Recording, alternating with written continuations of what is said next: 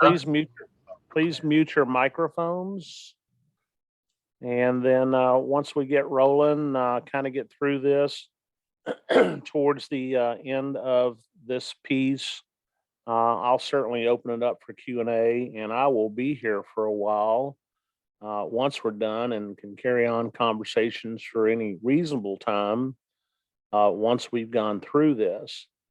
Some of you were present for the earlier version of this particular presentation I did, I don't know, a month or so ago, that really had the first quarter data in there, and we have since updated it. We have the last couple of months updated so we can see how the second quarter is also trending, and I've compiled it all into the pro forma analysis that we'll be looking at.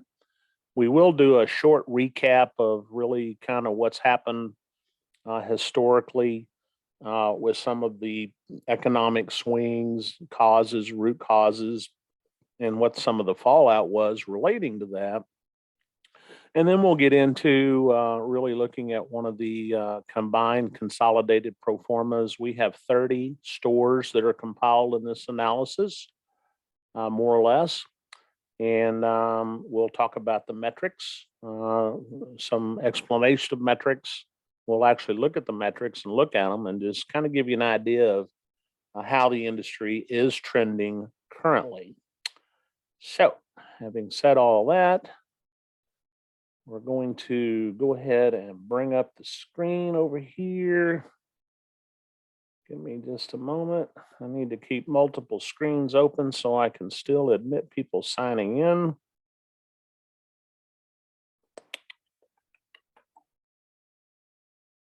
Okay, can everybody see the blue screen right now? Just nod your head. Okay, good. All right.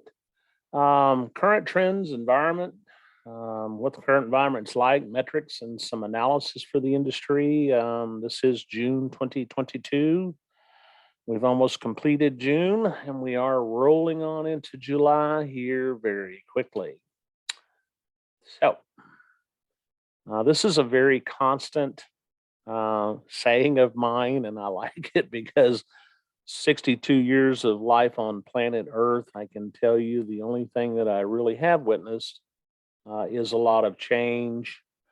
And I think all of you who've been in this industry for quite some time, guys, old guys like us, like Ron Solomon and Sam Shockett, the Fosters, we've witnessed a lot of changes in our life cycle, and we've witnessed a lot of changes in the pawn cycles as well. And we're going to talk about that. Kind of some update on historical activities that have happened for many of you who may have been in the business back in the 70s during the time of what we call Jimmy Carter. That was probably one of the most significant recession and economic events that had happened here in the United States at that time, post the World War II. We entered into a period what they called stagflation, which was a time of unemployment and inflation. I do like to do a little polling. How many of us were in the pawn business back in the 70s? That number seems to be dwindling down. I see Sam's hands up. Ron, I know you've been in the business forever. The Fosters, no, y'all got him back in the 80s. So, okay. Here we go. We come into the 1980s.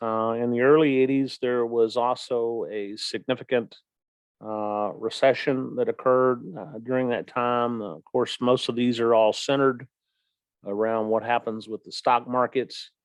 And the stock market certainly took a significant adjustment. And then down here where I'm at in Texas, between about 80 and 83, during that time, we had a number of things happen. The banking industry, the real estate industry, and the oil and gas industry all cratered at the same time. And so this was a very, very difficult time here in the state of Texas for quite a while, and in the country. So what we witnessed, there was obviously a lot of demand for cash, and the demand for cash in pawn shops obviously skyrocketed. It happened in the 70s. It happened in the 80s. Here in Texas, it was a very significant event. I do recall a number of pawnbrokers that had signs on their doors, no money to loan today. That was a significant impact on me in my early years in the pawn business, as what happened back in the 70s. Similar things went on back then as well, down here in Texas and in the country for that matter. Contraction of pawn shops did occur in the early 80s as well. There were a lot of them who just didn't have the resources to weather what was happening. And unless you had bank or good banking relationships or ways to leverage capital or liquidity, there were sadly, unfortunately, quite a number of them who did go out of business. Well-capitalized pawn shops did make bank. I do talk about our family's pawn shop chain, Uncle Joe's Pawn.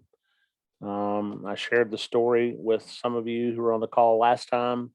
I recall my father sitting on five-gallon paint buckets full of class rings that he unloaded when gold hit somewhere around 500, 550 back in the early 80s, which was its first run up.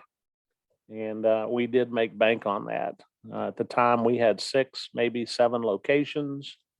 And I remember my father paying cash for another prime piece of land. He paid cash for another custom fabricated building that we built. And we had money to weather out the storm, so to speak. There were a lot of pawnbrokers in the state of Texas that did go out of business during that time. 2008 obviously was another one. 08, 09 was also a significant financial event.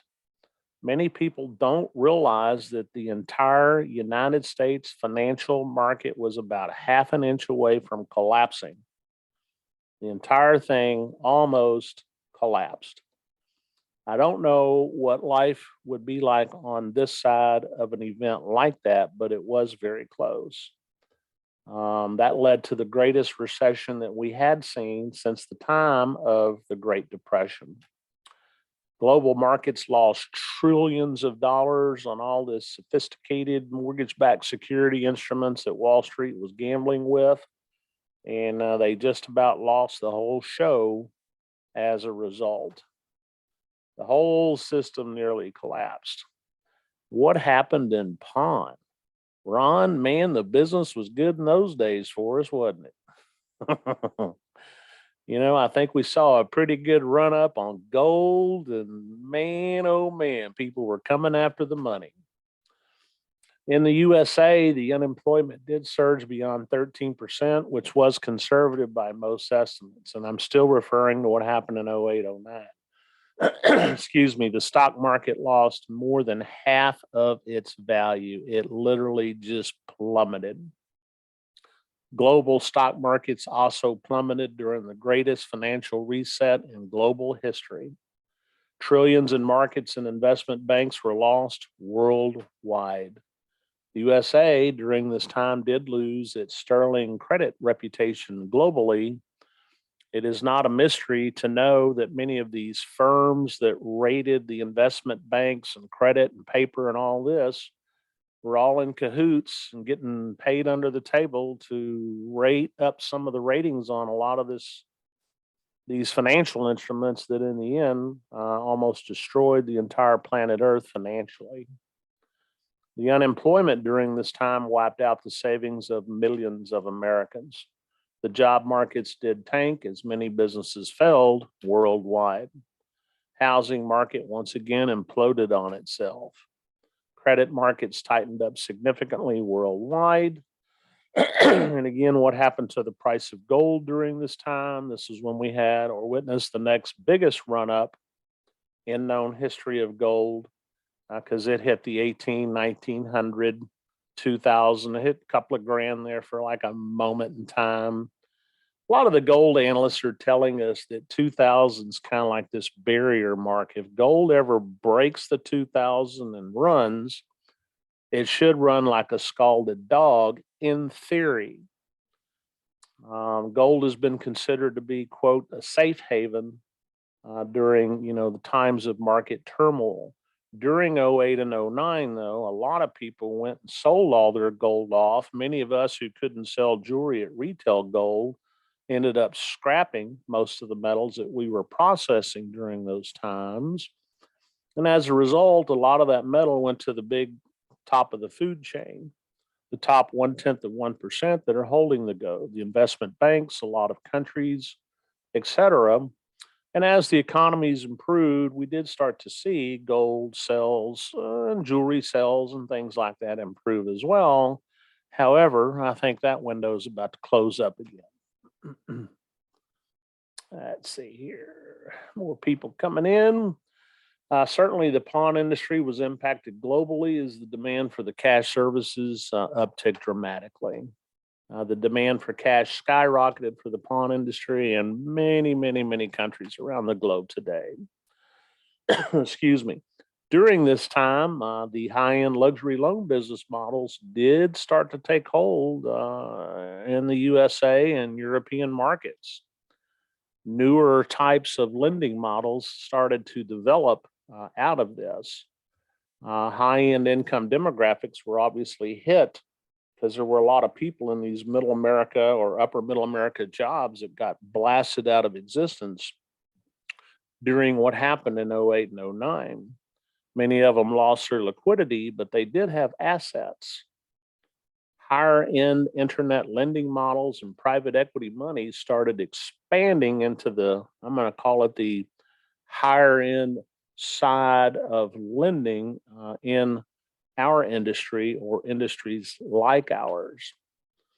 The pawn industry did see store counts contract slightly during this time. However, Mexico saw continuous growth because public money had been pouring into Mexico for some period of time. Excuse me. Latin America remained somewhat stable. Some growth in Vietnam. Certainly, they had a lot of restructuring going on in the country post the Vietnamese conflict. The Philippines saw a lot of growth initially. We saw some contraction for the industry in the UK.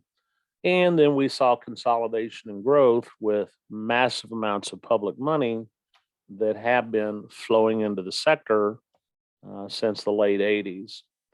The pawn industry in general, ladies and gentlemen, has certainly been very slow to adapt to technology. Many of them, or some of us, lost footing with online lending models to some degree.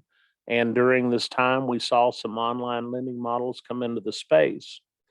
Borrow was one of the first ones that really came in and made a quote a big splash in the U.S. out of the UK. A group called Lux Lend is a group that I worked with. That was a bunch of Wall Street private equity guys. And within about 2 years, they managed to get about $350 million working. And they were primarily lending on yachts and high end cars, state jewelry goods, artwork, and more. They were tickled to be making 50, 60% returns on their money, having pulled a lot of their money out of the equity markets just before the stock markets crashed conveniently. What's happening now? Payroll increases have not kept up with the inflation in the U.S. markets. 2022 income tax refunds, virtually non-existent. The IRS has indicated there's still about 6 million refunds that hadn't been processed for last year and we're further behind for this year. There's a lot of people who received government unemployment money who won't even get an income tax refund this year, or it'll be small, or in some cases, they may owe the government money. But at any rate, it's been far less significant than it has been in the past. And we're going to see that when we go look at the financial models here in a moment. The inflationary rate is moving up faster and quicker than the income is. Supply chain issues are going to continue to be substantially impaired, more so than they currently are, as an opinion. I was watching some analysis the other day. A lot of these independent truck drivers, it costs them $1,500 to $2,000 to fill their fuel tanks up. They're not able to add this to privately carried loads, and a lot of them have stopped carrying. They just can't afford to run the road. And so, and the stuff that's been going on the West Coast with the importation from Asia and China and other markets, they're still stacked up out there for miles. What used to take 6 weeks to get from the coast to the central, or excuse me, from China to somewhere in the US is now more like 16 weeks. And what used to cost shippers $3,500 to ship is now costing them $15,000 to ship the same containers from China. Excuse me. Most of us do know that Ukraine and Russia are the breadbaskets of the world. There's been a dramatic loss of food supplies and shipments coming out of those regions. Some analysts are estimating that the global famine, which is coming, will estimate to hit maybe 150 to 200 million people. Anhydrous ammonia has gone up another $500 per ton as compared to where it was just 1 year ago. And so, and this is basically for fertilizer. I heard the other day that the average farm tractor takes about 10 gallons of diesel per hour to work fields. You compile that with the type of money that it's taking now to put the fertilizer down. Nation's food supply is at risk, folks. There have been quite a number of recent incidences in food processing plants, airplanes crashing into them, mysterious explosions and fires. I think all in all, there was somewhere around about 40 different food distribution facilities that are now offline. Certainly look at the baby food situation going on in the country, fuel, etc. I think all of this is, as an opinion, I don't see it improving. I think it's going to get worse. The European conflict is a problem for the USA. We're dumping billions and billions of dollars over there to, quote, protect their borders, while our borders remain wide open. The USA has gone from being an energy independent country, and now we're begging our adversaries, Iran, Venezuela, the Saudis, for fuel, for oil, which we could be producing here. A lot of this has to do with this, I'm going to call it green agenda, but that's a whole nother conversation. Gas, food, housing, energy, used cars, airline tickets, everything has gone up dramatically. All of you here on this call today certainly know it, and you're seeing it every day. I did fuel up my car just yesterday, and of course, we have gas on sale here in Burleson, Texas. It was a mere $4.67 a gallon, down from I don't know, $4.85. The government is predicting shortages of fuel, food, energy, and more on top of everything else. Maybe some of you've heard they're taking a nuclear power plant offline up there in Michigan. They're anticipating massive brownouts across the northeastern part of the United States. Texas is having supply interruptions because of the explosive growth going on in the state. There's heavy demand on an aging grid. I know for those of you living out in California, Sam, y'all been having rolling blackouts out there for some time. This is going to become a much more systemic problem in the country. The electric grid in general is aging. They say there's still a lot of transmission stations out there that date back to the time of Edison. Price indexes are going to continue to rise, is the reality. Our Federal Reserve has been raising the prime lending rates. They just jacked it up another 3/4 of a point this past month. They claim this slows inflation. Yeah, when things get too expensive to buy, I guess it does slow inflation. But I just have to think the backside of the economic impact of that is also significant as well. And there's a lot more at work there than many of us will ever know. This is kind of prepping us for getting ready to look at these metrics. It is my belief personally that I think we're heading towards the worst economic recession in all of American history. All the indicators are there, folks. It's all right in front of us. You know, look at the gas pumps, look at the food supply, look at the energy issues. None of it's improving. The stuff going on in Eastern Europe is getting out of control. Where's that going to go? You know, we've got a country over there called Russia that last count has more than 8,500 hypersonic nuclear missiles, and they're threatening to use limited nuclear war if NATO gets involved, and all sorts of things are in movement right now.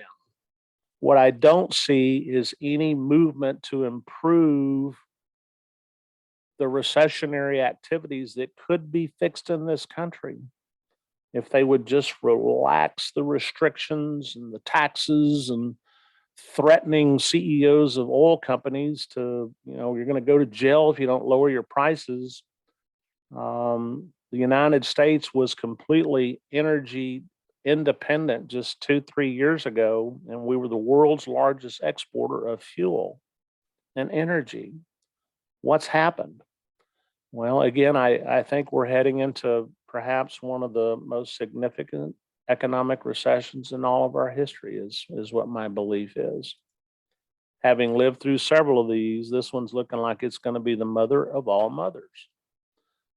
I'm going to give you kind of a brief description of the key performance indicators that we're going to look at. So we're going to look at language here initially, and then we're going to take a look at a consolidated pro forma that I have worked up. We'll be examining loan deltas, which are basically the increases or decreases of pawn loans outstanding by dollars and percentages, pod forfeiture increments, PFIs, default rates, average loans per ticket, new loan volume in dollars and percentages, loan redemption volumes in dollars and percentages, customer buy volume, dollars and percentages, up, down, and what the percentage of buys to new loan volumes look like, which are ticking upwards. Pawn convenience fees, dollars and percentages, loan yields, their percentages, up or down, and how they're trending, layaway and inventory balances and how they are trending, total sales volume, what the trends, the margin trends, and the net sale trends are, and the data is quite alarming. I can tell all of you. The inventory yields and the trends, gross profit, which is the profit store level, and how those are trending. We'll be looking at the transactional volume of stores and what those trends look like. Revenues, what the revenue trends look like. We also examine what the percentage of net income to revenues look like, which is really kind of a, you know, how well do we optimize our operations? Obviously, the return on assets and what those trends look like, and aging inventory. So that's kind of the snapshot of the highlights of what we're going to look at on the pro forma. So give me a moment here. I'm going to change screens.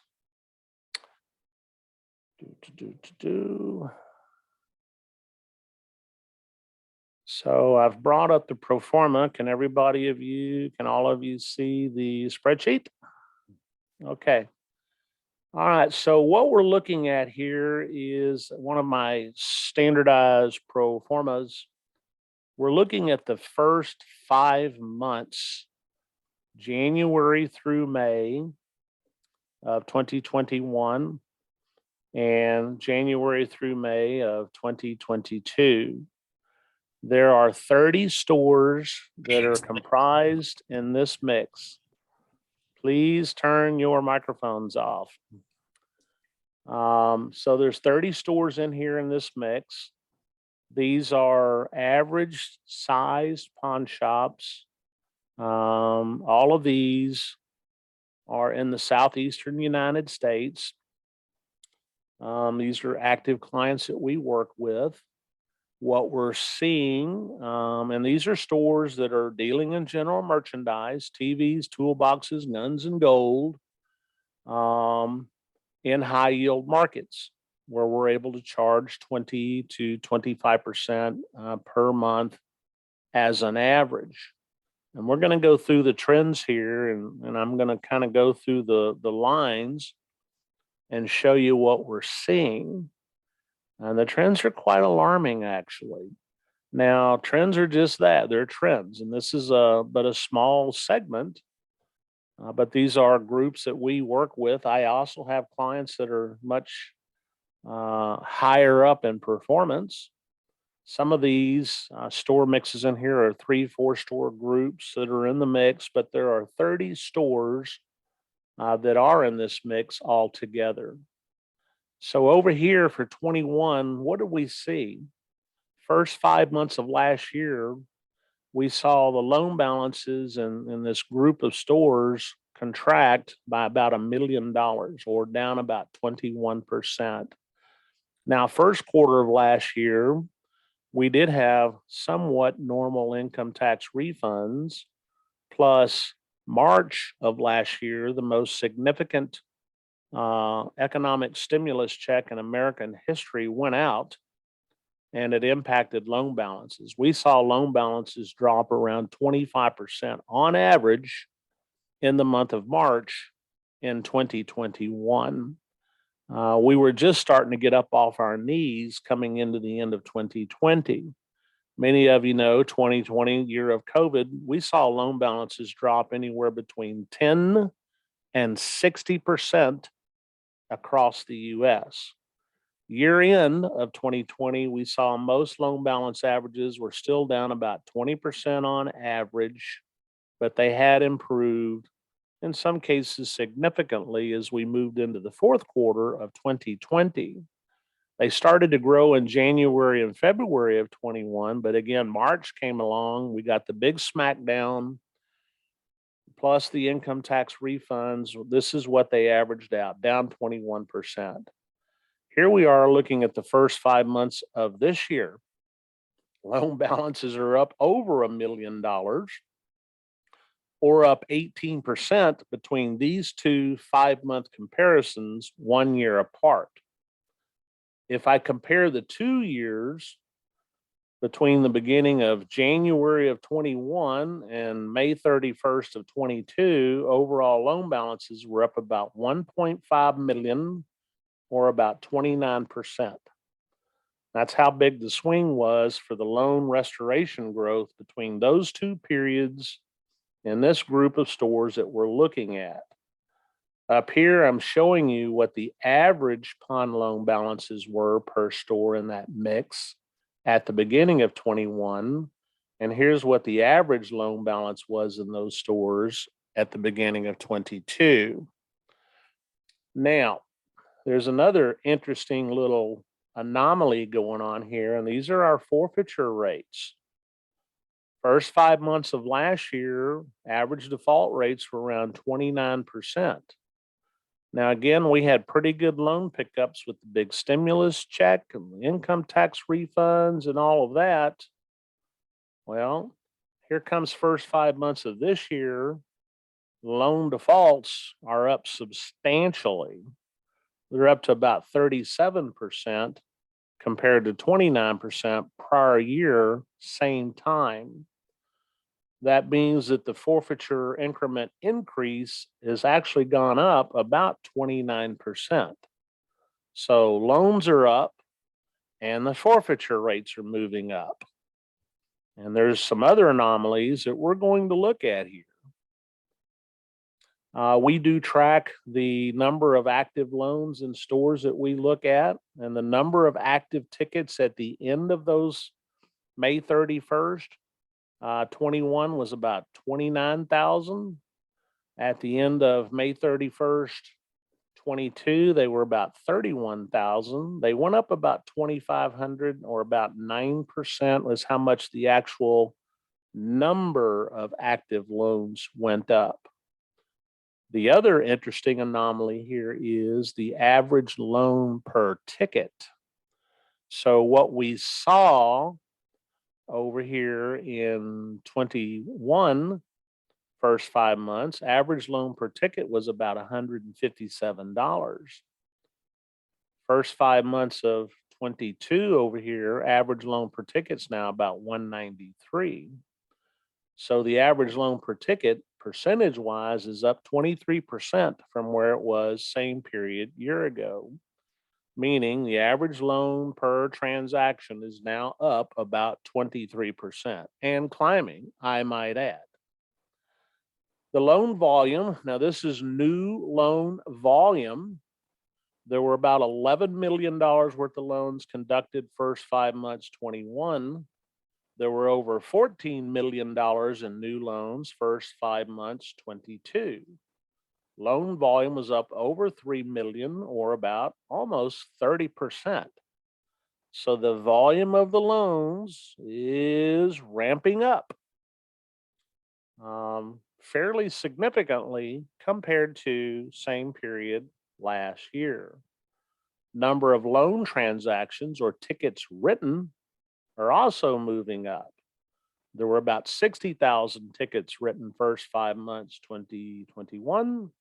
There were over 79,000 tickets written first 5 months 2022.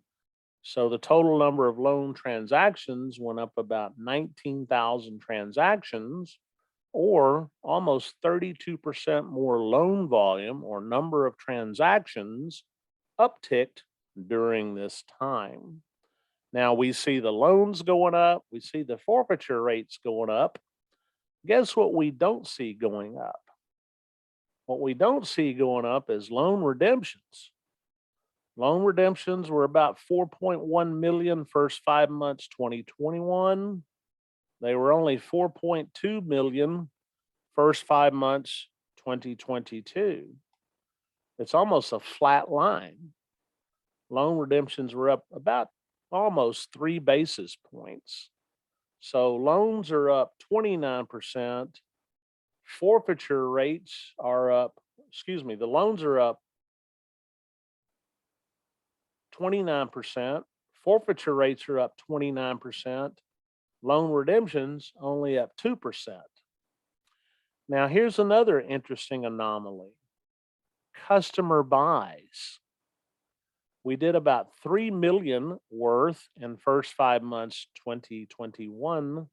That number jumped to 5.5 million first 5 months 2022. The buy volume is up 2.4 million, or 82%. Well, what does that mean? More people are just coming in to sell their stuff because they, in theory, may realize, hey, we don't have the money to pick it up anyway. I can't afford to put gas in my car or buy a hamburger beef this week.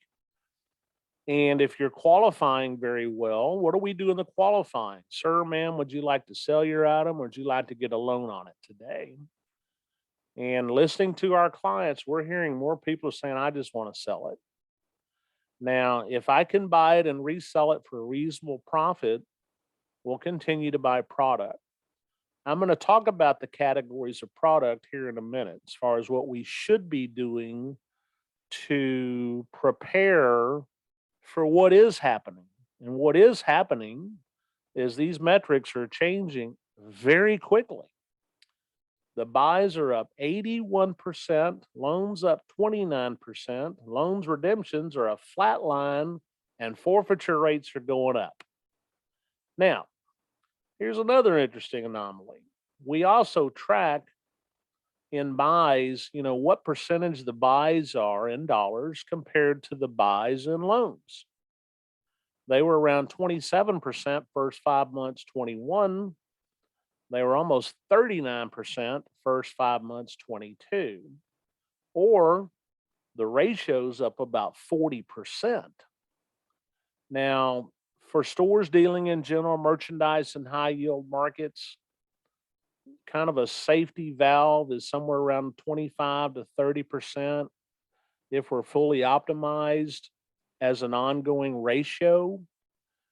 What creates variations, if somebody comes in and sells you a large amount of gold or bullion or whatever, it could skew that data for a moment in time, but you can see that the volume of buys to loans is moving up dramatically, up 40%.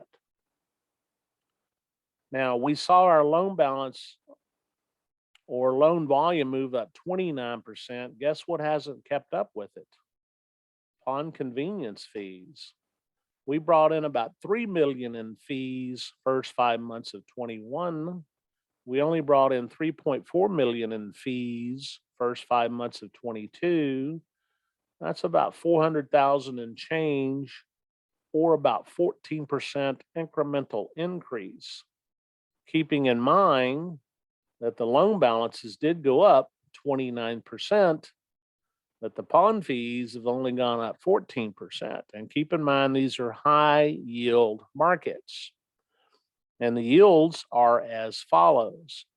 First 5 months, 21, that $3 million on an average loan balance of 4.5 million brought in a yield of 66%. If I just average that out for 12 months, it's projecting 159% for the prior year, 21. Notice over here in 22, the yield has gone down. The yield is down to 56%.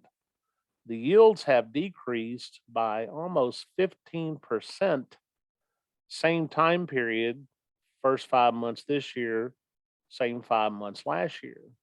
And look at the projection. 159% has now gone down to 136%. So what's offsetting the yields? Well, as said, the redemption rates are a flat line. Loan balances are up 29%. Pawn fees are only up 14%, but default rates are up 29% as well. Forfeiture rates move up, loan yields move down. That's how the math works. Forfeiture rates go up, loan yields go down. Because we see the forfeiture rates were 37% over here these 5 months compared to 29% those 5 months. And look what happened to the yield. 66% now became 56%, down almost 10 basis points, or about 15%. This is how it's trending. Loans are up, loans paid are flat, forfeitures are increasing, pawn fees relatively flat in the big picture, yields are going down. Those are alarm whistles too, by the way. Now, let's go look at some more data. Fortunately, and I will say most of the clients that are in this mix are doing our 10-10-10 layaway programs. Excuse me, 10% down, 10% a month, and up to 10 months to pay. We saw overall layaway balances go from 550,000 to 987,000 across the spread of these two time periods, first 5 months, last 2 years. Or the layaway delta, or the amount of layaways, increased by 44%, 400 and some odd $1,000. You'll also notice that the completed layaway sales did increase. They went from about 1.9 million to 2.3 million, up almost 400,000, or 21% in the same period. Folks, big layaway balances are just like a big loan balance. You got that residual income coming in every month like clockwork, even during the slow retail seasons. What happened to our inventories during these time periods? Well, in 21, we did see a pretty dramatic increase in inventories. Overall inventory levels went up about 1.5 million, or about 33% in this cross spectrum of 30 stores. Here we are in 22. Average inventories are up another $1 million, or 16%. Between those two time periods, inventories up overall right at about 2.5 million. From the beginning to the end there, they're up 2.9 million, or 55%. That's how much the overall inventory levels have increased between those two time periods. Now, with increasing inventories, unless sales retail is increasing along with it, what'll happen is your inventory turns and your inventory yields will start to decrease, and your aging inventory will increase, all of which we're about to see. All sales in, everything, all combined. Look what happened. We did more in sales in the first 5 months of last year, 18 million, compared to the first 5 months of this year. They were just under 18 million, down 354,000 or about 2%. Keep in mind, that's with 55% more available inventory for sale. So we're already seeing the effects of the economy tightening up. People are going to spend less money on stuff. The other thing that happened here, look what happened over here, my net sales activity and my margins. Margins were pretty lofty for this group of stores. They almost were doubling their money on average, with margins coming in at 49.4%, net sales of almost 9 million. Here we are in 22, margins have dropped considerably. The sales stayed flat.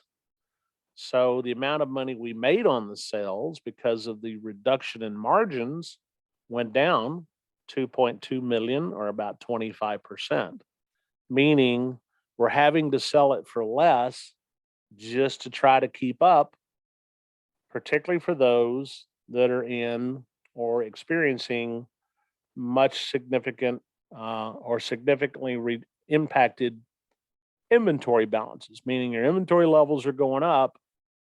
Maybe your loan to values were more aggressive and your margins had to come down.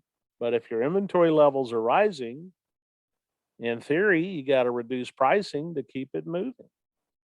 It'd be great if we had this kind of a problem with fuel in the United States, but unfortunately we don't. So there's a big indicator right there. Margins dropped 23%.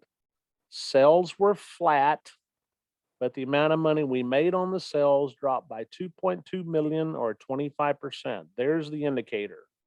We're selling the same amount of stuff for less money. Now, here's another indicator. Inventory turns. There are many of us operating in this industry who really fail to either understand what that number means or try to do anything about it, or all the above. Over here, we see the total amount of turns of inventory in the first 5 months for this group of stores came in at 1.94. On an annualized basis, that's about 5 turns, which wouldn't be bad necessarily. How are my inventory turns calculated? Well, I take my cost of goods sold and divide it by my average inventory level. So you can see there, we turned that number 1.94 times, which is not bad. But turns are important. That's how many times we're turning our average investment in the inventory on an ongoing basis. Over here, we see inventory turns drop to 172. My cost of goods actually went up, but so did my average inventory balance. We went from 4.7 to 6.3. So that means I got to sell a lot more product to increase turns, and we went the other way. Now, inventory turns times margin gives me an inventory yield. This is much like the loan yield is. That's the overall rate of return that we are producing on our investment inventory for whatever time period that we are analyzing it. So over here, the annualized yield was 96%. Look what happens over here in 2022. The yield is down to 65%. The yields have dropped 32% between these two time periods. So we're selling about the same. We've got a higher cost of goods, but we got more inventory. So my turns are lower, my margins are lower, and now my yields are lower. What affects my inventory turns? Well, inventory levels. What if we could have done the same amount of sales here and had half the amount of inventory? Let's call it 3,150,000. Look what happened. We just doubled our turns and doubled our yield. The control of your inventory turns is all based on how much inventory you're managing. We've got a group in Mexico with 160 stores, and they turn their inventory 24 times a year, 30% margin, 700% yield. How do they do it? Well, in dollars, their average store has about 100,000 in loans. Their average inventory is about 10 grand. So what's happening is the moment it hits the shelf, they're selling it. So in reality, they're missing retail revenues because they don't have enough inventory for sale. That's a very extreme number. I'd much rather it be far less than half of that if I could double or triple their retail revenues. Moving along. Gross profit. Excuse me. Now, this is the profit we make at the store level before expenses. That's our net sales and our pawn fees combined. We've gone from 11.9 million to 10 million, same time periods. GP down 1.8 million, down 15%. You can see the per month numbers have dropped from just a hair under a million to just a hair over 800. That's 150,000 less per month average in 30 stores. Pretty significant. Now, that's because the net sales numbers are down and the pawn fees are only up marginally. Transactions. These are important numbers too. These are the numbers of sales that were written, layaway deposits taken, layaway payments, loans written, and buys written. Here we see around 309,000 transactions were conducted in first 5 months 21. They went to 424,000 and change first 5 months in 22, up about 114,000 or about 37%. So we're doing a lot more work and we're making less money. We're writing more transactions. Kim, does that sound about right?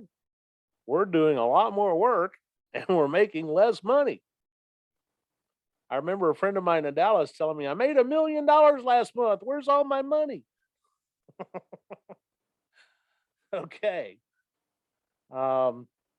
Obviously, expenses play into, now what do we actually make at the end of the day? And I can tell all of you that payroll expenses have gone up dramatically for most of us. So just in those 5 months, we see total expenses went from about 8.8 million to 9.4 million. They're up $600,000 or about 7%, same time period last year. I would say that is ahead of the 8% or whatever the magic number they throw at us is how much is inflation rising annually. Inflation's risen for us 7% in 5 months. At an annualized rate, if it just held that average, that's around 16 or 17% in my slow math. So operating income also took a hit because the GPs went down in these time periods. Expenses went up, GP went down. Operating income has dropped, folks, dramatically. We went from 3.1 million to 700,000, or operating income dropped 2.4 million or 76% between these two time periods, same 30 stores, same 5-month period, 22 compared to 21. So as I was saying, we're doing a lot more work. We're making a lot less money. The pressure's on. Down here, we look at our revenues. You'll notice the revenues are almost a flat line. 21 million in 21 and a hair over 21 million in 22. Revenue lines flat. They're up about 67,000 or about 0.3%. Here, I look at how much profit on my revenues I made in a percentage, or what we call our percentage of net to revenue. So for every dollar we netted here against that amount of revenues, 21 million in revenues dropped about 14.7 cents to the bottom line based on each dollar rev generated. This number ideally should be somewhere between 20 and 25% to be fully optimized as an opinion. We see it drops down to 3 cents or 3.423 in 22, down 77% between those two time periods. Revenues are flat. Our return on the revenues are down 77%. Now down here, our total assets. Now this is loans, inventory, and layaway balances. There were about 10 million outstanding at the end of May 31. If we had made $3 million on 10 million in assets, the return on the assets was about 31% for those 5 months. That's really in the range, because on a 12-month projection, that's like 70 or 80%, which would be over the top. Keep in mind, these are high yield markets where we're getting 20, 25% a month, general merchandise, tools, televisions, guns, and gold. But notice the return on assets is now diminished to 5% first 5 months, or return on assets has dropped 84%. And what happened? The inventories climbed dramatically. The loan balances are climbing dramatically, but the income is not. Now, here's another very specific barometer, and then we're going to go kind of look at where we can go with this data and what y'all can be doing. Aging inventory is a significant problem for the pawn industry, ladies and gentlemen. This stuff is a problem, big problem. We had about $2.4 million worth of all of that available inventory in those first 5 months last year, over 90 days old, which was about 44% of that available inventory. A lot of this stuff is in the 180 to 360 days, or 1 year to 2 years, and 2 years and older. We notice over here, between these two time periods, the aging inventory has gone up $930,000, or 39%. Or the total amount of aging over what's available for sale, it's almost half the inventory is now in an aging category. There's 3 types of people in this business: retailers, collectors, and hoarders. Kim, I see you smiling there. So the good thing is Uncle Dan's in Texas are retailers. So we'll turn mics on here when we have our open Q&A in here in a bit. So I'm going to recap these trends on another screen. Then we're going to talk about some preparatory things that you could be doing in your operations today to prepare yourselves for what's coming. Because what's coming, as you can see, and what the trends are telling us, the profits are sliding, the inventories are growing, the aging is stacking up. We better be.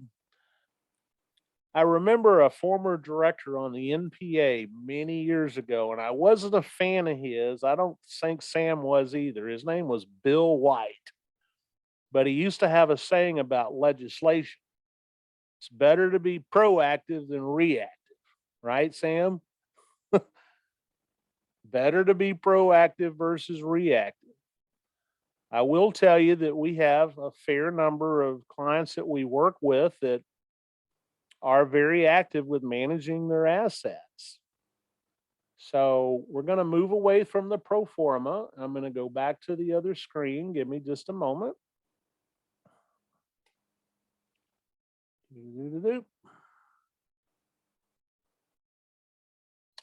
Okay, so just here's a quick recap of what we just looked at. Overall loan balances are up about 18% average in the USA, and this is typically at a time when they're in decline, Although May, June, July is when loans usually run in the summer months. Pawn forfeiture rates are up 29% and climbing, as you saw on the pro forma. Average dollar per loan is up 22% right now and climbing. Pawn service charges have seen an uptick of about 14% from our weighted averages. New loan volume was up over 29%, more demand for money. Loan redemptions remain relatively flat even with the loan growth. As we saw, loans paid were only up a couple of basis points. Even though the loans are up dramatically, the forfeitures are moving up.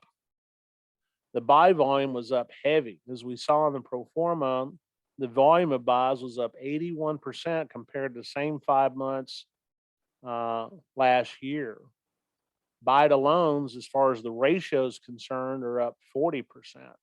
More people are selling their stuff, or we're buying more stuff, or both.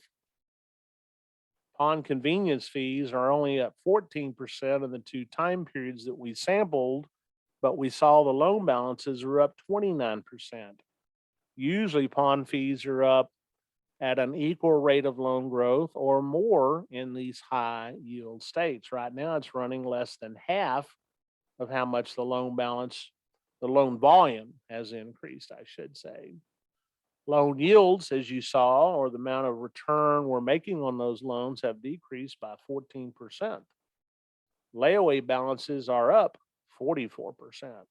Push the layaways and encourage people to make their payments. You call them, you text them, they don't pay, you pull it, put it out for sale. Inventory levels are up 55% and growing. Total sales volume, as we saw, down 2%. So inventory's up, sales are going down. Margins were down 23%. So the stuff we are selling, we're selling at less profit. Inventory turns were down about 11%. Inventory yields, or the amount of return we generate on our inventories, were down 32%. Gross profit down 15%. Transactional volume, the amount of work we're doing, tickets up 37%. Net income down 76%. Revenues were flat, as we saw on the pro forma. Our percentage of net to revenue, or our income to revenue, down 77%. Our total assets, the amount of loans and inventory and layaways, were up 44%, but our return on those assets are down 83%. So what is the picture telling us here? Our assets are climbing, and our income is falling. We're doing more work, we're making less money. That's what we're seeing in this gross sampling right here. Aging inventory, by the way, up almost 40%. Now we're starting to warehouse product. I was doing a similar class with a group of clients yesterday online. We were talking about aging.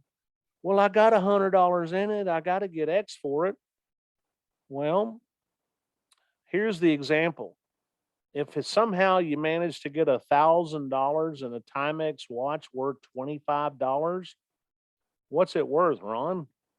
$25, right? So it's only worth what you can get for it. If the stuff's dead and you got to price it to a point to get rid of it, if I could take that same $25 and write a loan with it today in a state like Texas, I'm going to return about a 200% return on that money if they service the loan.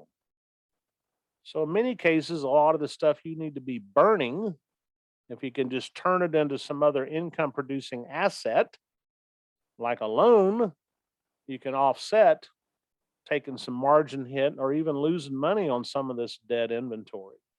I've seen a lot of inventory in stores that is unsellable. Your only option is to put it on a table and put a sign on it, free, ask associate. Hey man, this is free stuff. Yes, sir. You buy $100 from me today, you can have any one of those free items on that table. There are ways to get rid of that stuff, and that's a whole nother series of classes. Steps to prepare for what's coming. Maximize all your resources.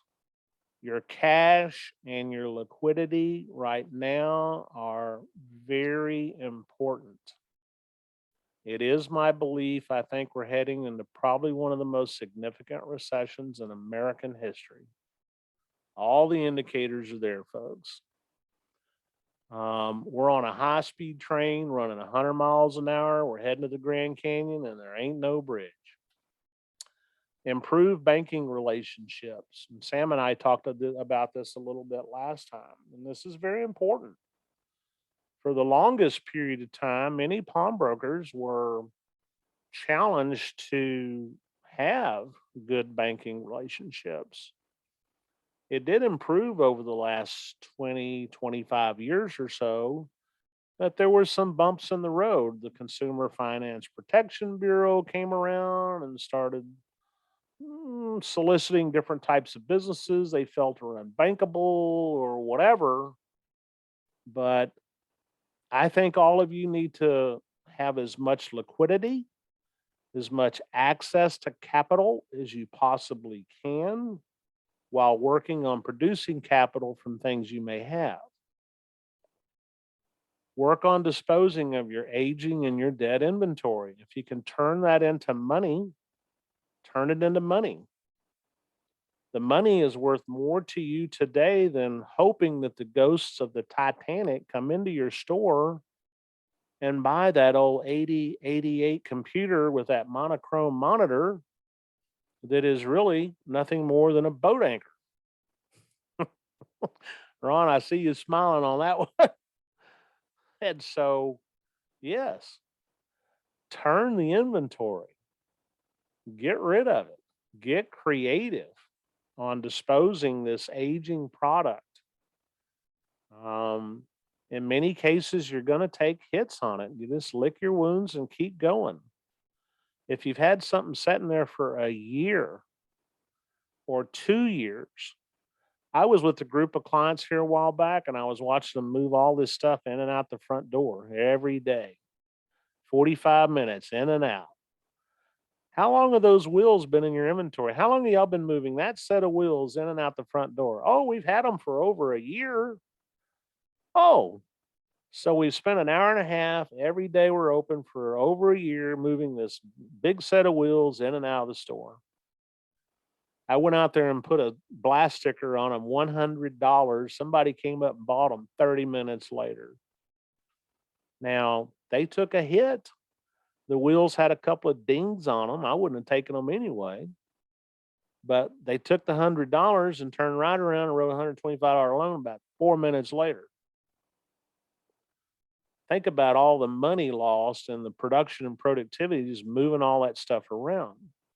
When it comes to your inventory, every time you touch it, test it, clean it, move it, inventory it, price it up, price it down, you're losing money on it. I spoke up at the Midwest here a few weeks ago. Somebody asked me, Jerry, how long you want inventory to sit on the shelf? About 15 minutes.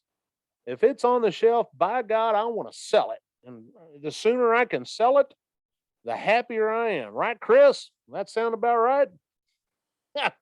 If you're in the retail business, retail it.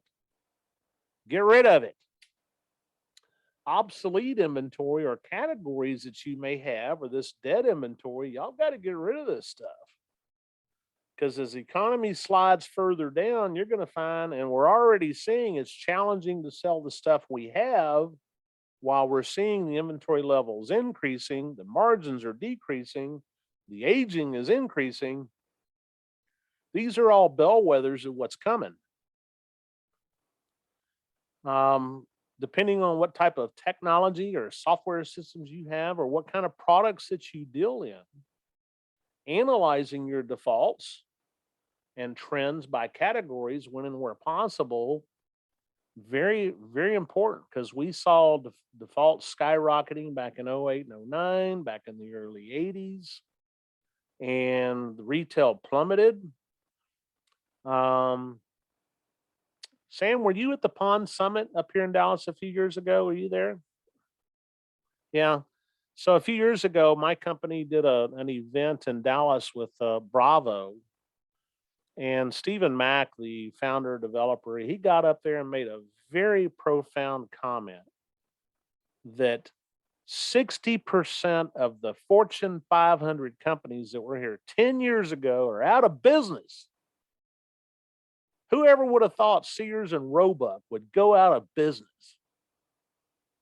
Or Radio Shack, or Pier 1 Imports, or Bombay. I mean, go down the list of all these large retailers, for whatever reason, are gone. They're gone for good. Their failure to adapt and adopt in the changing environment, the days of the big box super malls and all that, their days are limited. The ones around here, most of the stores, the big stores, are all closed up in them. If people can't afford gas and food, what else can they not afford? Well, they can't afford to buy 1989 Black& Decker Army Green 3/8-inch drill motors off your shelf, priced $19.95, which is more than they sold for back in 1989, by the way. You got to pull back and eliminate on some of the types of goods you may be dealing in, and this applies to the general merchandise stores. Operators like Sam out in California are high end, big jewelry. And that's a whole different element. And Sam's got some pretty good stats on how his business is going the other direction, but they manage their people very well. For those of us dealing in lawnmowers and televisions and toolboxes, the B and C goods, there's three categories of goods. Your A goods are your premium and your hard to get, hard to keep. And Justin, even over there in Mississippi, you get some A goods over there. We can still loan heavy on that stuff if we're qualifying those customers. Qualifying them is what? What are their needs? Is there an emotional connection? Do they have history with us? Is there an ability to repay? You can learn so much just by conversing with people. You can get a pretty good idea of where they're at mentally and perhaps even financially. So, A goods, we're still saying you can be relatively strong on it with any kind of goods that you're taking today. And we teach all of our clients this. Think about your liquidation value. You know what your scrap value of gold is. What is your scrap value of that 70-inch flat panel high resolution television? Because you want to be thinking about the out the door price, if in the unlikely event you may own it, if you made a loan on it. Because right now there's about a 65% chance, based on the averages in these general merchandise stores and states, that they're going to pick it up anyway.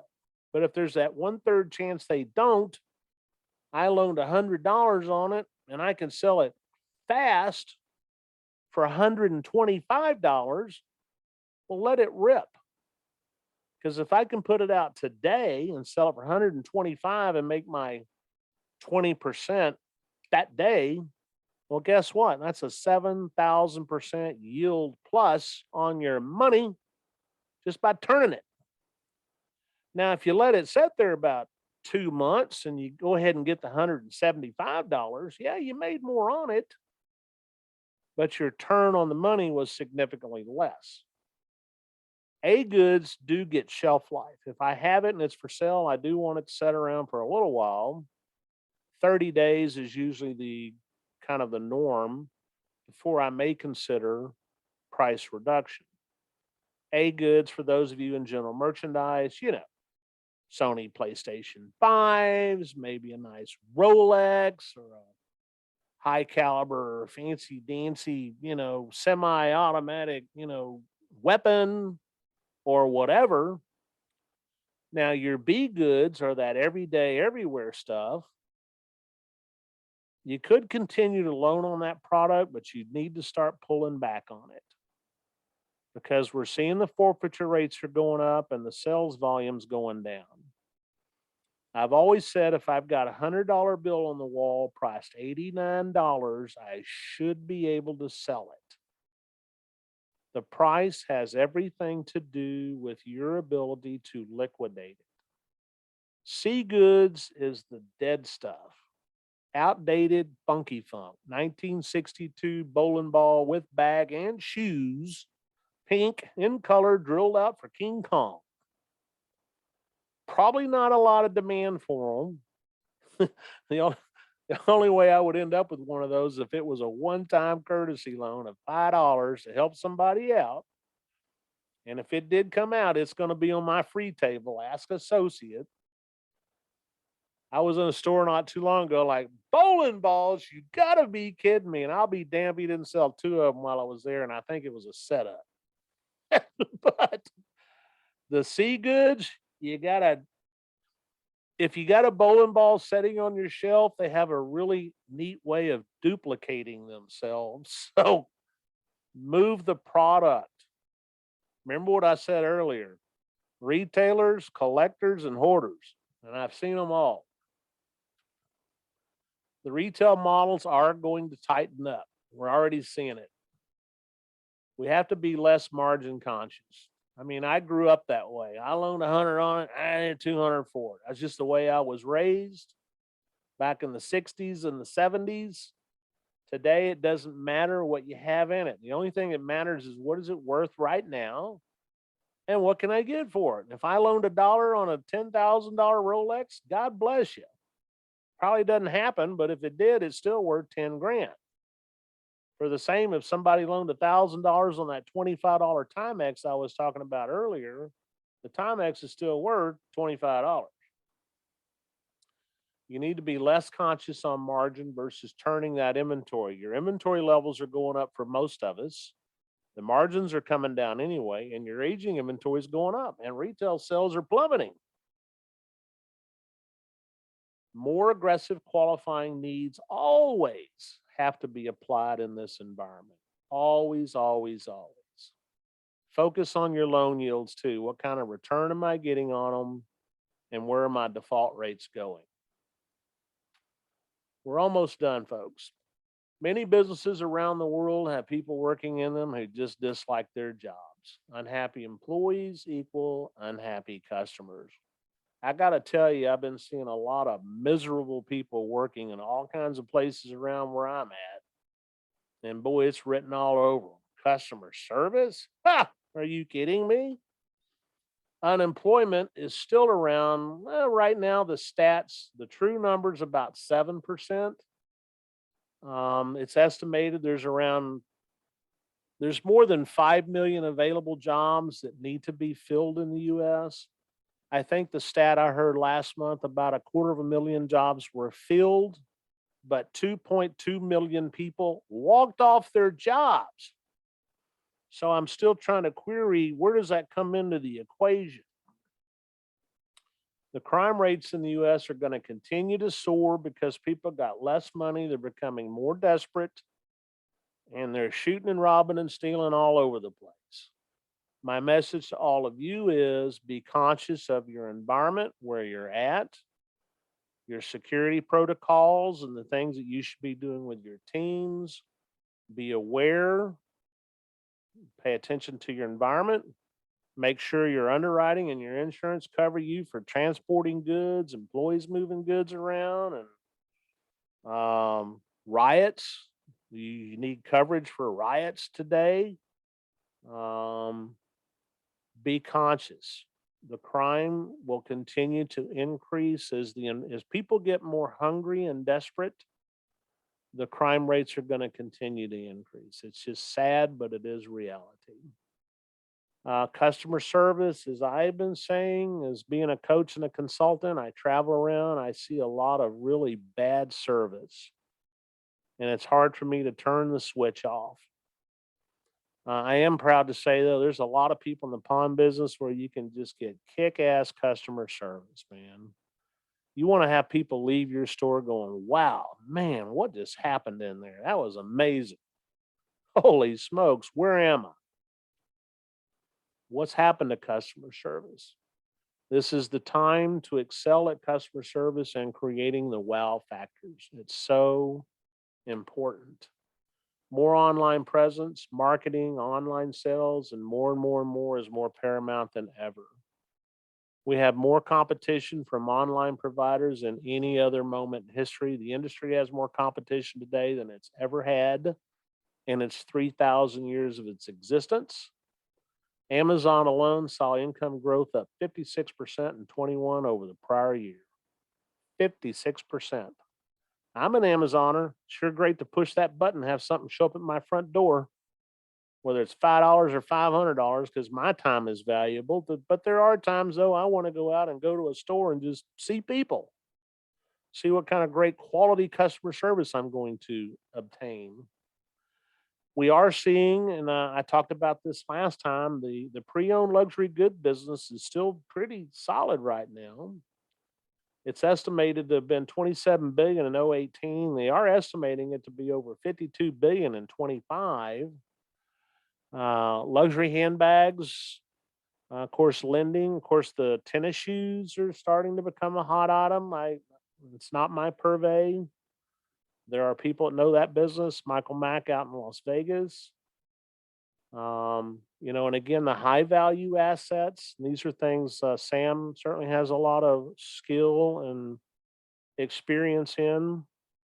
The high value assets are probably going to become more readily available if this economy really hits the wall like I think it is. Because back in 08 and 09, we saw, loan demand and demand for money was off the charts.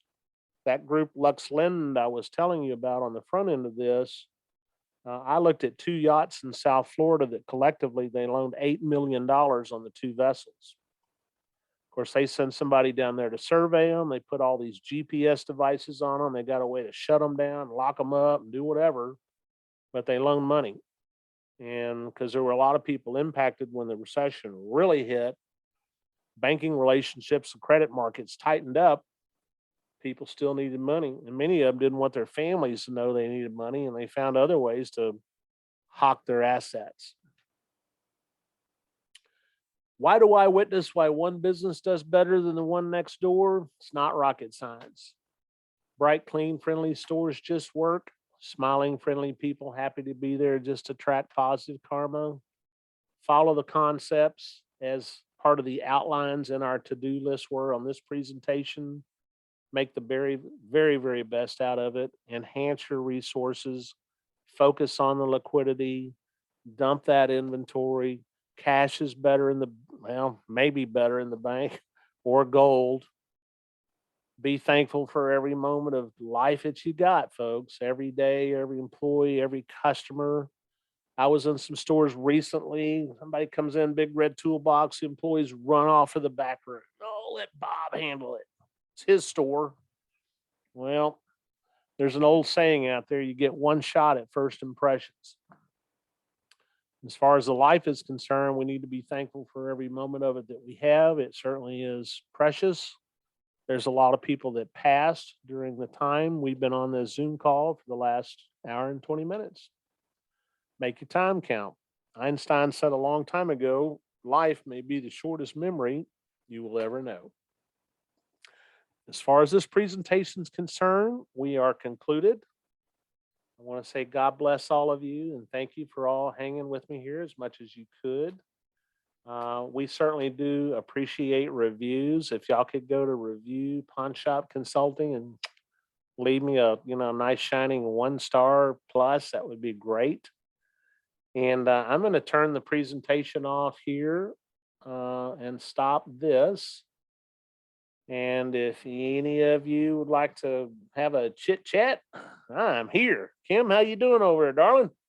Good, good. Just hanging in there, trying to get our lines of credit, get it up, because the way it's going, I think hearing a lot of other pawnbrokers are going to be out of money. So we're trying to be proactive. And can you hear me? Somebody was calling me. Trying to be proactive and anticipate at the rate we're going, we too will run out. So we're trying to get our lines of credit up and appraisals redone on our properties, stuff like that. So I understand completely. we're all boat. Yeah, well, the money supply is tightening up, and I think the credit supply is going to tighten even more. One of our clients in Florida, Igor Melamed, he's got 6 stores down there. And one of his stores, or he's got 3 stores with one bank. He called me last week. Banks called me. They're giving me 30 days to move my business, and they're not giving me any explanation, none whatsoever. Now he's Ukrainian, but he doesn't live in Ukraine. He's an American citizen. He goes, man, do they just not like me? Do I smell bad? My business is good. And just call him. You got 30 days. You need to move your business, and we're ceasing to do business with you. And will not give him a reason. Stan, how you doing over there in Arkansas, man? What's going on over there? You all right? You know, we're struggling here with cash flow like a lot of stores are. But we've never, you know, we've been in business 30 years, and I've never seen a time where we're having to add money to pay the bills out of our pocket. So it's, you know, we're obviously the credit line would probably be good, but it's kind of a new deal for me. But we've seen huge inventories climb. We've seen pawn growing like crazy, and like you're just reported, we're seeing not a very significant improvement in our sales, and the money's coming in. It's not matching anywhere close to what's going out. Yes, sir. Well, that's definitely what we're seeing, and you know the trends, the indicators, you know, speak for themselves. Chris Benoit, where are you at, man? What part of the world are you in? I'm in Indiana, Indiana. What part of Indiana? Bloomington, Bloomington. All right. Who do South you, Central. okay. Who do you work with? Or what's the name of your- Dane Fox. Oh, okay. Did Yeah. I meet you? Did I meet you at the Midwest, or were you there? Yeah, briefly. Okay. All right. How y'all doing up there? Of course, I y'all. think we're doing okay. I hope we're doing okay. You rolled in a few new stores into the mix. Y'all acquired some stores up there. Were you part of that acquisition? Yeah, I was part of the fixtures. I came with the store when he bought us. Okay. Well, good. Well, good. I'm glad you could join us today. How's Dane doing? I didn't see him out here today. I Oh, he's thought I doing saw him. well. I thought I saw him log in earlier. Yeah, he's probably just creeping around. I understand. Well, it's good to see you, Yeah, I Chris. think we're doing okay. I hope we're doing okay, but we're kind of struggling with the inventory thing right now. So we've got like how long would you let a merchandise sit on the shelf? Because you said 30 days before discounting it, but like how long is too long? Like if you got a really nice like 70s era Fender Stratocaster or something. Well, again, the really vintage cool stuff, I don't mind it having some shelf life. Mm-hmm. And if it's really cool, you know, the shelf life could be somewhat longer, because the really cool stuff, particularly collectibles, have a way of increasing in value if you hold on to them a bit.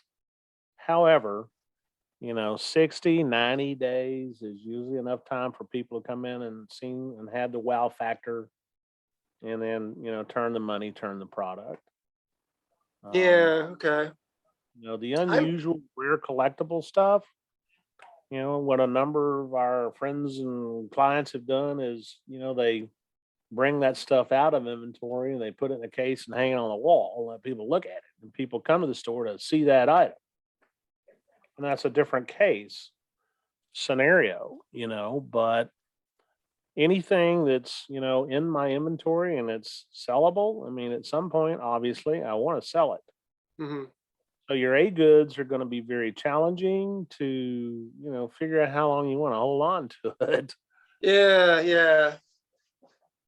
If I could help you, do you do marketing? Because you should be marketing the heck out of those very unusual pieces so that people are aware that you get them. The minute that we get a high-end Rolex, the minute we get a, you know, a real nice diamond or something like that, that's going on Instagram, and we're going to be going live with it, and we're going to be telling customers about it, and it's going to be used as something to attract customers into our store.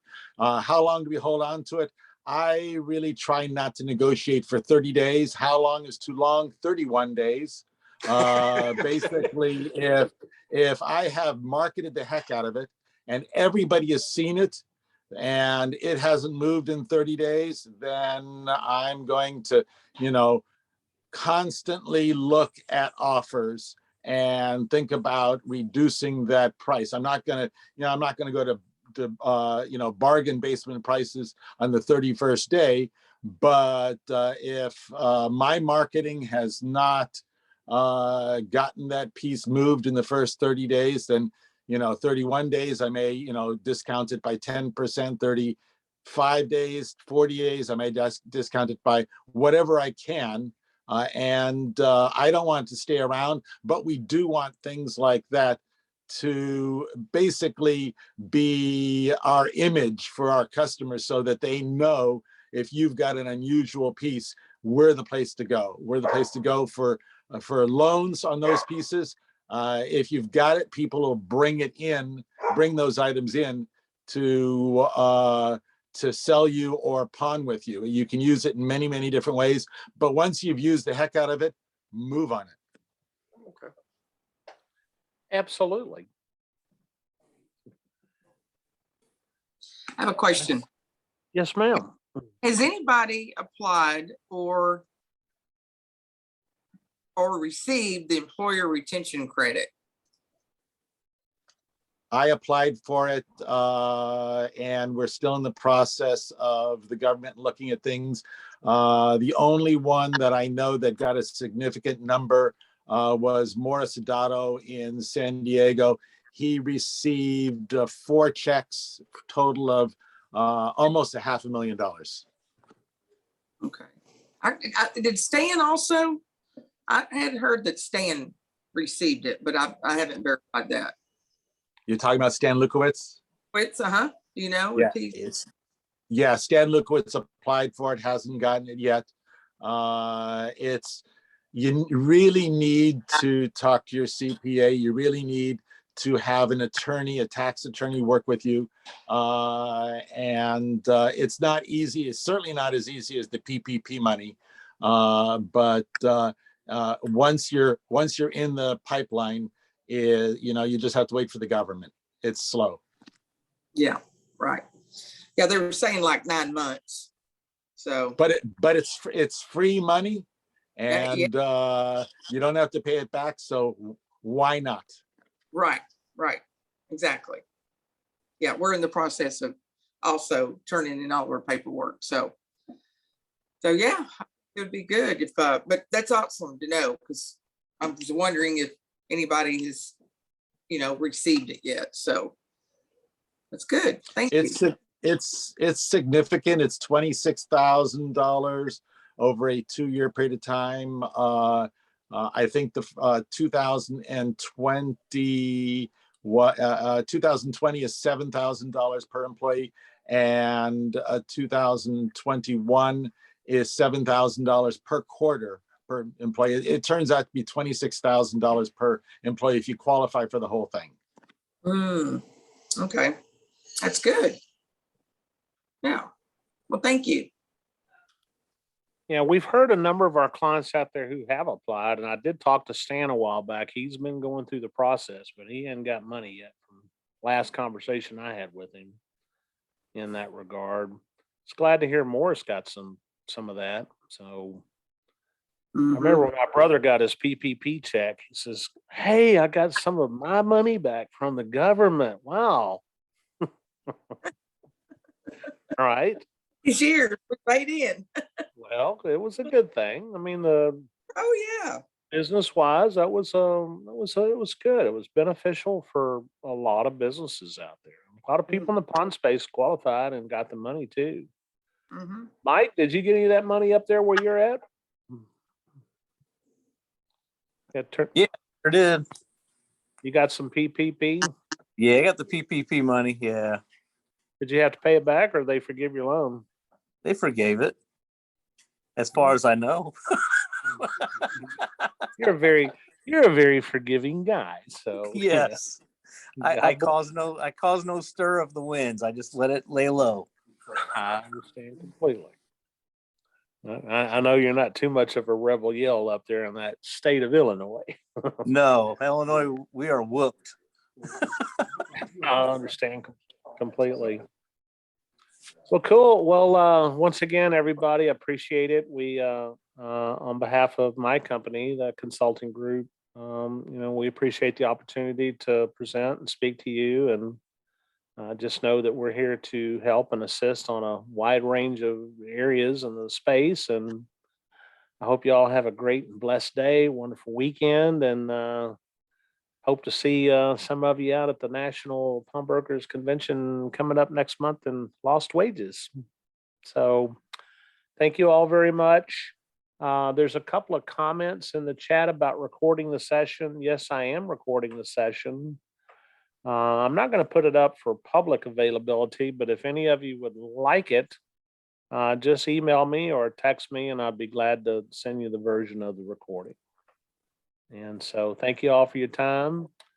Kimmy, always good to see you. We need to get together like soon. And Mhm.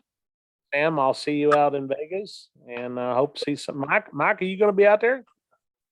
No, not gonna be able to make it. I'd like to go out there one year. All right. Okay. Well, good to see all of you. Thank you very much. We appreciate it. And if you'd like a copy of the recording, just give me a tap. Thank y'all. Good. Cool, I'll thanks. see you next month. All right. Yes, ma'am. Bye-bye. Thanks, sir. Bye-bye. Thank you.